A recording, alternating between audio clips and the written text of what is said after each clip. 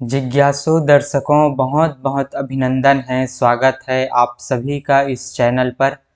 प्रत्येक दिवस की भांति आज भी हम श्री रामचरितमानस पर ज्ञान चर्चा का कार्यक्रम लेकर उपस्थित हुए हैं। और आज जो हमारी चर्चा का विषय है वह है प्रभु श्री रामचंद्र जी के राज तिलक की तैयारी। अर्थात प्रभु श्री रामचंद्र जी के राज तिलक की तैयारी। प्रभु श्री रामचंद्र जी अयोध्या के राजा बनने वाले हैं।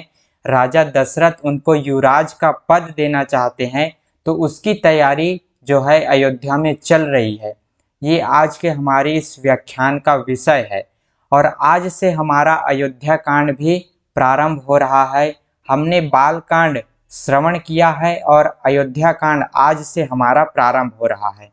तो जैसा हमने पिछले व्याख्यान में श्रवण किया है, बाल कांड में के पिछले व्याख्यान में हमने श्रवण किया है कि प्रभु श्री रामचंद्र जी जनकपुर से वापस लौट चुके हैं। माता सीता को जीत करके, माता सीता के साथ विवाह करके प्रभु श्री रामचंद्र जी अयोध्या में उनका आगमन हो चुका है। उनके सभी भाइयों का आगमन हो चुका है और प्रभु श्री रामचंद्र जी अब अयोध्या में आ चुके हैं।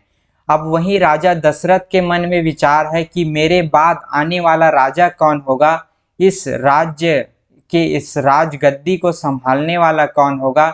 ये राजा दशरथ के मन में विचार चल रहा है और उनके मन में यही विचार है, यही अभिलाषा है कि मेरे बाद आने वाला जो इस अयोध्या का राजा वो श्री रामचंद्र जी हो। मेरे सबसे ज्येष्ठ पुत्र, सबसे बड़े पुत्र श्री रामचंद्र जी ही इस अयोध्या के राजा हो, ऐसा राजा दशरथ का विचार है। मंगलों के मूल श्री रामचंद्र जी जिनके पुत्र हैं, उनके लिए जो कुछ कहा जाए सब थोड़ा है। राजा ने स्वाभाविक ही हाथ में दर्पण ले लिया। राजा दशरथ जी जो है अपने हाथ में दर्पण लेते हैं और उसमें अपना मुंह देखकर मुकुट को सीधा किया। अब राजा दशरथ जैसे ही दर्पण में अपना मुख देखते हैं तो कानों के पास बाल उनके सफ़ेद हो गए हैं। राजा दशरथ के बाल सफ़ेद हो गए हैं, मानो बुढ़ापा ऐसा उपदेश कर रहा है कि हे राजन, श्री रामचंद्र जी को युवराज पद देकर अपने जीवन और जन्म का लाभ क्यों नहीं लेते। अर्थात उनसे ये पके हुए बाल ये कह रहे हैं, ये उपदेश दे रहे हैं कि हे राजन, आप जो है अपना पद अपने ज्येष्ठ पुत्र श्री रामचंद्र जी को दीजिए, उनको युवराज घोषित कीजिए। आने वाला राजा, भावी राजा, इस अयोध्या के आने वाला भविष्य का राजा प्रभु श्री रामचंद्र जी को बनाइए, उनको घोषित कीजिए। ऐसा राजा दशरथ के वे पके हुए बाल उनको उपदेश कर रहे हैं, उनको संदेश दे रहे हैं। यह विचार और आन नृप सुदन सुअवसर उपाई, प्रेम पुलकितन मुदित मन गुरहि सुनायो जाई। हृदय में यह विचार लाकर राजा दशरथ जी ने शुभ दिन और शुभ समय पाकर प्रेम से पुलकित शरीर हो आनंद मग्न मन से उसे गुरु वशिष्ठ जी को जा सुनाया। राजा दशरथ अपने मन की इस बात को वशिष्ठ जी को जाकर सुनाते हैं। अयोध्या के कुल गुरु वशिष्ठ जी को, राजा दशरथ के उस दरबार के जो उनके कुल गुरु हैं वशिष्ठ जी, उनको जाकर राजा दशरथ अपनी बात बताते हैं कि मेरे बाल पक गए हैं, सफ़ेद हो गए हैं। अब मुझे ऐसा संदेश दे रहा है मानो अब मैं वन को चला जाऊं, वानप्रस्थ धारण कर लूं और आने वाला इस अयोध्या का राजा मैं अब घोषित कर दूं। श्री रामचंद्र जी को अयोध्या का मैं राजा घोषित कर दूं, ऐसा मेरे मन में विचार है। ऐसी राजा दशरथ जो है वशिष्ठ जी को जाकर अपने मन की सारी बातें बताते हैं कि अब मेरा वानप्रस्थ का समय आ चुका है। मेरे बाल मुझे संदेश दे रहे हैं कि अब आप वानप्रस्थ ग्रहण कीजिए और श्री रामचंद्र जी को युवराज घोषित कीजिए। तो हमारे सनातन धर्म में 4 वर्णाश्रम बताए जाते हैं। 4 वर्णाश्रम होते हैं। सबसे पहला वर्णाश्रम है ब्रह्मचर्य आश्रम, जिसमें 25 वर्ष तक विद्यार्थी जो है, 25 वर्ष तक बालक अपने गुरु के सानिध्य में अध्ययन करता है, वेदों का अध्ययन करता है, शास्त्रों का अध्ययन करता है। अर्थात वो उनका विद्यार्थी जीवन होता है जिसमें वो अपने गुरु से विद्या अध्ययन करते हैं, उनकी शिक्षा दीक्षा होती है। 25 वर्ष तक ब्रह्मचर्य आश्रम होता है, ब्रह्मचर्य का पालन होता है, विद्या का अध्ययन होता है, पठन पाठन होता है। फिर उसके बाद 25 वर्ष से 50 वर्ष तक गृहस्थ आश्रम है, जिसमें व्यक्ति अपने गृहस्थ कर्तव्य को निभाता है, गृहस्थ जीवन के कर्तव्य को निभाता है, विवाह करता है, संतान की उत्पत्ति करके पितृ ऋण से मुक्त होता है। जो पितृ ऋण, 3 प्रकार के ऋण बताए जाते हैं, देव ऋण, ऋषि ऋण और पितृ ऋण। जो हमारे सनातन धर्म है उसमें 3 प्रकार के ऋण होते हैं, देव ऋण, पितृ ऋण और ऋषि ऋण।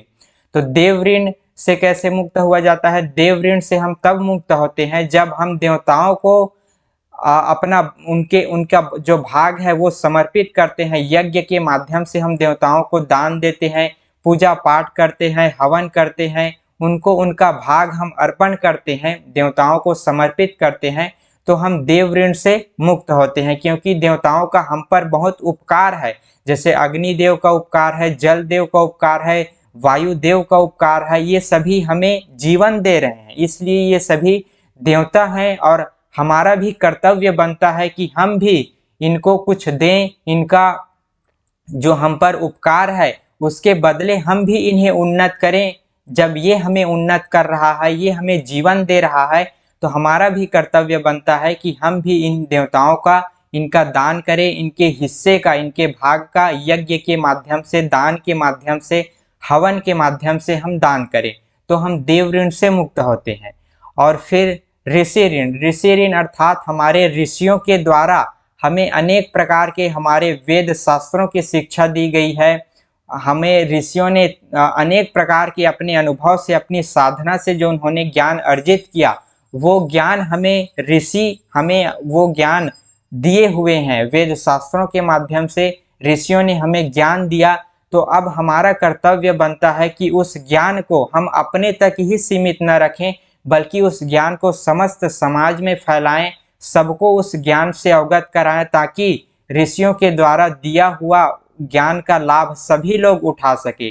तो जब हम ऋषियों के द्वारा दिए हुए उस ज्ञान को, वेदों के ज्ञान को, शास्त्रों के ज्ञान को, हमारे धर्म ग्रंथों के ज्ञान को, जिस ज्ञान को ऋषियों ने हमें प्रदान किया, उस ज्ञान को हम सबको प्रदान करते हैं, उस ज्ञान को आगे बढ़ाते हैं, फैलाते हैं, तब हम ऋषि ऋण से मुक्त होते हैं।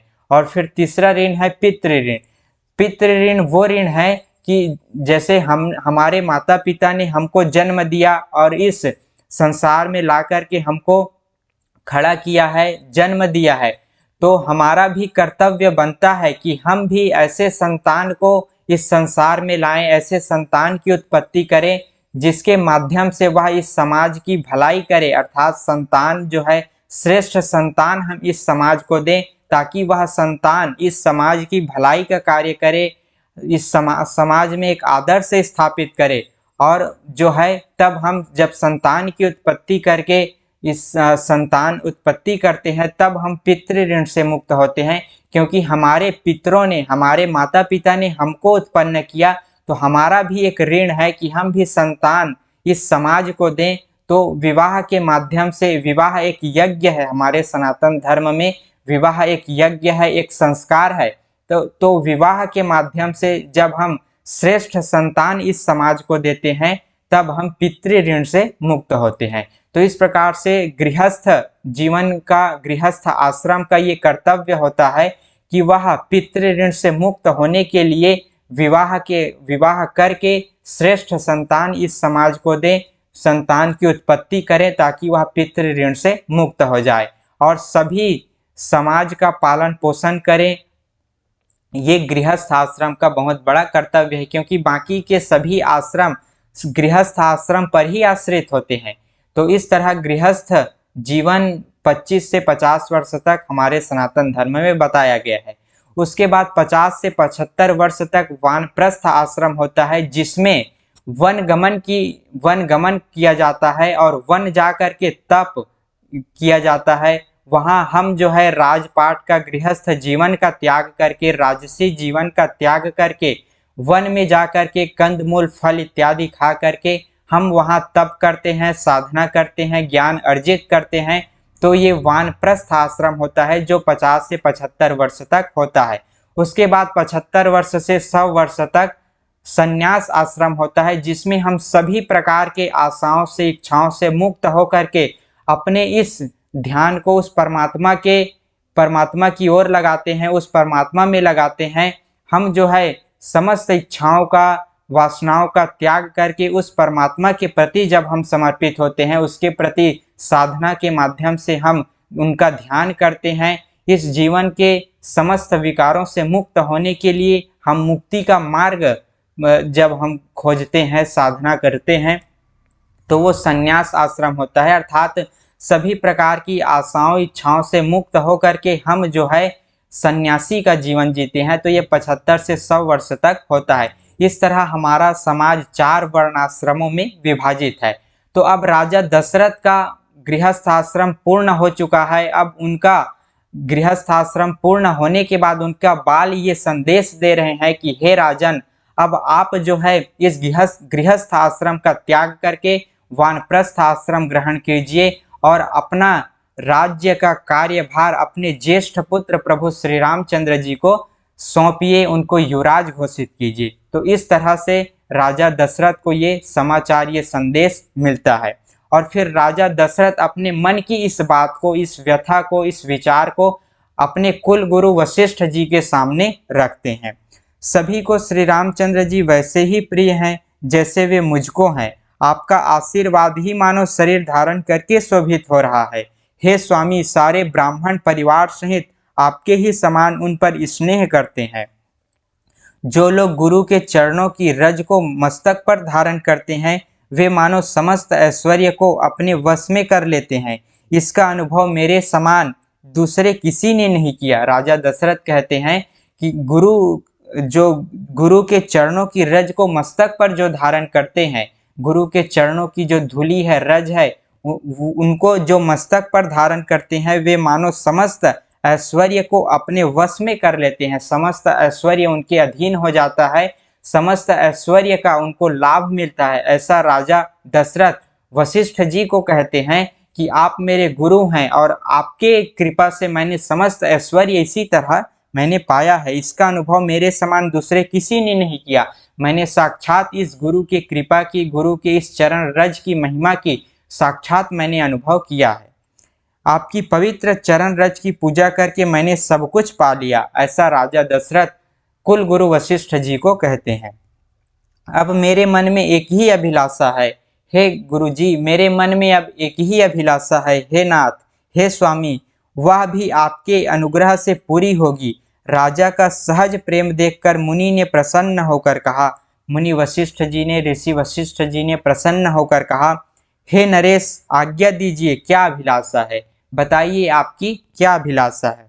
राजन राउर नाम जसो सब अभिमत दातार, फल अनुगामी महीप मणि मन अभिलाष तुम्हार। हे राजन, आपका नाम और यश ही संपूर्ण मनचाही वस्तुओं को देने वाला है। हे राजाओं के मुकुटमणि, आपके मन की अभिलाषा फल का अनुगमन करती है, अर्थात आपके इच्छा करने के पहले ही फल उत्पन्न हो जाता है। इस तरह से ऋषि वशिष्ठ जी राजा दशरथ जी को कहते हैं कि आपकी क्या अभिलाषा है, बताइए। अपने जी में गुरु जी को सब प्रकार से प्रसन्न जानकर हर्षित होकर राजा कोमल वाणी से बोले, हे नाथ, श्री रामचंद्र जी को युवराज कीजिए, श्री रामचंद्र जी को युवराज घोषित कीजिए। आप आज्ञा दीजिए तो तैयारी की जाए। ऐसा राजा दशरथ वशिष्ठ जी से कहते हैं कि हे स्वामी, श्री रामचंद्र जी को मैं युवराज घोषित करना चाहता हूँ। यदि आपकी आज्ञा हो तो उसके राज तिलक की तैयारी की जाए, उसको युवराज घोषित करने की तैयारी की जाए। ऐसा राजा दशरथ वशिष्ठ जी से कहते हैं। मेरे जीते जी यह आनंद उत्सव हो जाए, सब लोग अपने नेत्रों का लाभ प्राप्त करें। प्रभु, आपकी कृपा से शिव जी ने सब कुछ निभा दिया, सब इच्छाएं पूर्ण कर दी। केवल यही एक लालसा मन में रह गई है, एक यही इच्छा रह गई है। बाकी सारी इच्छा भगवान शंकर जी की कृपा से और आपकी कृपा से मेरे सारे इच्छा पूर्ण हो चुके हैं। बस एक ही अभिलाषा, एक ही लालसा मन में रह गई है कि श्री रामचंद्र जी को मैं युवराज घोषित करूं आने वाला अयोध्या का भावी राजा, भविष्य का राजा मैं उनको घोषित करूं। यही एक अभिलाषा मेरे मन में रह गई है। यदि आपकी आज्ञा हो तो उसको युवराज घोषित करने की तैयारी किया जाए, राज तिलक करने की तैयारी किया जाए। वशिष्ठ जी ने कहा, हे राजन, जिनसे विमुख होकर लोग पछताते हैं और जिनके भजन बिना जी की जलन नहीं जाती, वही स्वामी श्री राम जी आपके पुत्र हुए, जो पवित्र प्रेम के अनुगामी हैं। इसी से तो प्रेमवश आपके पुत्र हुए हैं। हे राजन, अब देर न कीजिए, शीघ्र सब सामान सजाइए। शुभ दिन और शुभ सुंदर मंगल तभी है जब श्री रामचंद्र जी युवराज हो जाएं, अर्थात उनके अभिषेक के लिए सभी शुभ दिन और सभी दिन मंगलमय है। श्री रामचंद्र जी के राज तिलक के लिए, उनके राज्याभिषेक के लिए सब दिन शुभ हैं। बस आप जो है तैयारी कीजिए, उनके राज तिलक की, राज्य अभिषेक की तैयारी कीजिए। ऐसा वशिष्ठ जी राजा दशरथ जी को आज्ञा देते हैं। राजा दशरथ जी को कहते हैं कि श्री रामचंद्र जी के राज्य तिलक की तैयारी किया जाए, उनका राज तिलक किया जाए। ऐसा जो है राजा दशरथ को वशिष्ठ जी कहते हैं। अब राजा आनंदित होकर महल में आए और उन्होंने सेवकों तथा मंत्री सुमंत्र को बुलवाया। उन लोगों ने जय जीव कहकर सिर नवाए। तब राजा ने सुंदर मंगलमय वचन सुनाए और कहा, यदि पंचों को यह मत अच्छा लगे, जो राजसभा की और बाकी राजसभा में बैठने वाले जो मंत्रीगण हैं, पंच लोग हैं, उनको यह मत अच्छा लगे तो हृदय में हर्षित होकर आप लोग श्री रामचंद्र जी का राज तिलक कीजिए। ऐसा राजा दशरथ सब अपने मंत्री सुमंत्र को कहते हैं और बाकी जो सेवकों को बुलाकर ऐसा कहते हैं कि यदि सबकी सम्मति हो कि श्री रामचंद्र ही राजा बने, तो आप जो है सब पंचों की मत को लेकर के श्री रामचंद्र जी के राज तिलक की तैयारी करो, उनका राज्याभिषेक करो। ऐसा राजा दशरथ अपने सेवकों को और मंत्रियों को आदेश देते हैं। इस प्रिय वाणी को सुनते ही मंत्री ऐसे आनंदित हुए मानो उनके मनोरथ रूपी पौधे पर पानी पड़ गया। मंत्री हाथ जोड़कर विनती करते हैं कि हे जगतपति, आप करोड़ों वर्ष जिए। आपने जगत भर का मंगल करने वाला भला काम सोचा है। हे नाथ, शीघ्रता कीजिए, कोई देर न कीजिए। मंत्रियों की सुंदर वाणी सुनकर राजा को ऐसा आनंद हुआ मानो बढ़ती हुई बेल सुंदर डाली का सहारा पा गई हो। राजा ने कहा, श्री रामचंद्र जी के राज्याभिषेक के लिए मुनिराज वशिष्ठ जी की जो जो आज्ञा है, आप लोग वही सब तुरंत करें। उनके प्रभु श्री रामचंद्र जी के जो राज्याभिषेक के लिए ऋषि वशिष्ठ जी ने जो जो आज्ञा दी है, वे सारी तैयारियां आप लोग करें। ऐसा राजा दशरथ अपने सेवकों को आदेश देते हैं। मुनिराज ने हर्षित होकर कोमल वाणी से कहा कि आप संपूर्ण श्रेष्ठ तीर्थों का जल ले आओ। फिर उन्होंने औषधि, मूल, फूल, फल और पत्र आदि अनेकों मांगलिक वस्तुओं के नाम गिनकर बताए। चंवर, मृगचर्म, बहुत प्रकार के वस्त्र, असंख्य जातियों के ऊनी रेशमी कपड़े, नाना प्रकार की मणियां और भी बहुत सी मंगल वस्तुएं जो जो भी राज्याभिषेक के लिए आवश्यक होती हैं, वे सारी वस्तुएं जगत में राज्याभिषेक के योग्य होती है, सबको मंगाने की उन्होंने आज्ञा दी। मुनि ने वेदों में कहा हुआ सब विधान बताकर कहा, नगर में बहुत से मंडप सजाओ, फलों समेत आम, सुपारी और केले के वृक्ष नगर की गलियों में चारों ओर रोप दो, क्योंकि श्री रामचंद्र जी का जो राज्याभिषेक होना है, अयोध्या हर तरह से सजा होना चाहिए। अयोध्या में आनंद ही आनंद होना चाहिए। सब तरह से अयोध्या ऐसी भव्य और सुंदर लगनी चाहिए। ऐसा जो है ऋषि वशिष्ठ जी आज्ञा देते हैं अयोध्या वासियों को, राजा के मंत्री गणों को और सेवकों को कि जाओ अयोध्या को सुंदर तरीके से सजाओ, वृक्षारोपण करो और जो राज्याभिषेक के लिए जो जो सामग्री की आवश्यकता होती है, सारा सामग्री लेकर के आओ। सुंदर मणियों के मनोहर चौक पुरवाओ और बाजार को तुरंत सजाने के लिए कह दो। श्री गणेश जी, गुरु और कुल देवता की पूजा करो और भूदेव ब्राह्मणों की सब प्रकार से सेवा करो, अर्थात सब तरह से पुण्य का ही काम करो, मंगल ही मंगल सब तरह से होना चाहिए। ऐसा ऋषि वशिष्ठ जी कहते हैं। ध्वजा, पताका, तोरण, कलश, घोड़े, रथ, हाथी सबको सजाओ। मुनि श्रेष्ठ वशिष्ठ जी के वचनों का शिरोधार्य करके सब लोग अपने अपने काम में लग गए। उनकी आज्ञा का पालन करने के लिए अयोध्या को सब तरह से सजा रहे हैं। मुनीश्वर ने जिसको जिस काम के लिए आज्ञा दी उसने वह काम तुरंत ही कर डाला।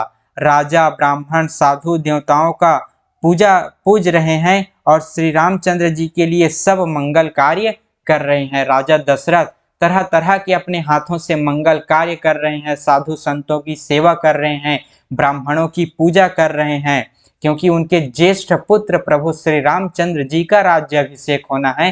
राजा ऐसे आनंदित हैं कि उनके आनंद का वर्णन नहीं किया जा सकता। राजा दशरथ आनंद से सराबोर हैं और इस आनंद में डूब करके वे साधु संतों की, ब्राह्मणों की सेवा कर रहे हैं, सबको दान दे रहे हैं। श्री रामचंद्र जी के राज्य अभिषेक की सुहावनी खबर सुनते ही अवध भर में बड़ी धूमधाम से बधावे बजने लगे। श्री रामचंद्र जी और सीता जी के शरीर में भी शुभ शकुन सूचित हुए। उनके सुंदर मंगल अंग फड़कने लगे। पुलकित होकर वे दोनों प्रेम सहित एक दूसरे से कहते हैं कि ये सब शकुन भरत के आने की सूचना देने वाले हैं। उनको मामा के घर गए बहुत दिन हो गए। भरत जी इस समय अपने मामा के घर गए होते हैं। तो प्रभु श्री रामचंद्र जी और माता सीता जी कहती हैं, क्योंकि उनको अभी पता नहीं है, प्रभु श्री रामचंद्र जी को अभी पता नहीं है कि मेरे राज्याभिषेक की तैयारी चल रही है। तो जब मंगल का कार्य अयोध्या में होता है, लोग तरह खुश होते हैं, तो प्रभु श्री रामचंद्र जी और माता सीता जी ये सोचते हैं कि लगता है भरत जी अपने मामा के घर से, भरत और शत्रुघ्न दोनों आने वाले हैं, इनकी खुशी में अयोध्या को सजाया जा रहा है। ऐसा प्रभु श्री रामचंद्र जी और माता सीता जी सोचते हैं, क्योंकि उनको अभी पता नहीं है कि उनकी राज्याभिषेक की तैयारी किया जा रहा है। बहुत ही अवसर आ रही है, बार बार उनसे मिलने को मन में आती है। शकुनों से प्रिय भरत के मिलने का विश्वास होता है, और भरत के समान जगत में कौन प्यारा है। शकुन का बस यही फल है, दूसरा नहीं। श्री रामचंद्र जी को अपने भाई भरत का दिन रात ऐसा सोच रहता है जैसे कछुए का हृदय अंडों में रहता है। प्रभु श्री रामचंद्र जी हमेशा भरत जी की सुधि लेते रहते हैं, भरत जी को का हमेशा ख्याल करते हैं, उनके बारे में सोचते रहते हैं। इसी समय यह परम मंगल समाचार सुनकर सारा रनिवास हर्षित हो उठा। जो राजा दशरथ की रानियां हैं, वे सारी रानियां खुशी के मारे झूम उठी। पूरा रनिवास हर्षित हो उठा। माता कौशल्या, केकई और सुमित्रा जी सभी सभी रानियां खुश हो गईं, आनंद से भर गईं। जैसे चंद्रमा को बढ़ते देखकर समुद्र में लहरों का आनंद सुशोभित होता है। सबसे पहले रनिवास में जाकर जिन्होंने ये वचन सुनाए, उन्होंने बहुत से आभूषण और वस्त्र पाए।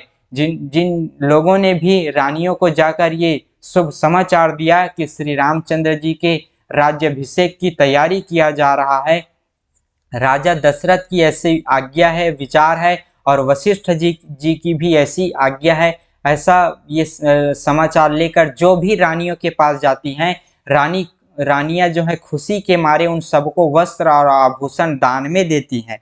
रानियों का शरीर प्रेम से पुलकित हो उठा, मन प्रेम में मग्न हो गया। वे सब मंगल कलश सजाने लगी। सुमित्रा जी ने मणियों के बहुत प्रकार के अत्यंत सुंदर और मनोहर चौक पूरे।